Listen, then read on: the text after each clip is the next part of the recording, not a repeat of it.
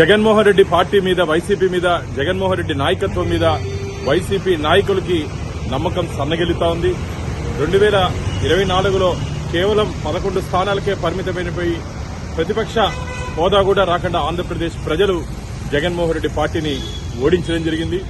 ఇప్పటికే 3 పార్లమెంట్ సభ్యులు ఆ పార్టీ నుంచి బయటికి రావడం జరిగింది. నేడు విజయసాయిరెడ్డి కూడా ఈరోజు బయటికి రావడం జరిగింది. అయోధ్య రామిరెడ్డి గారితో పాటు ఇంకా చాలా మంది బయటకు వస్తారని చెప్పి వార్తలు వస్తున్నాయి. రాబో రోజుల్లో ఖచ్చితంగా వైసీపీ ఖాళీ అవ్వడం ఖాయం. నాయకుడంటే ప్రజలకి అందుబాటులో ఉండాలి, ఆ పార్టీ నాయకుడికి అందుబాటులో ఉండాలి.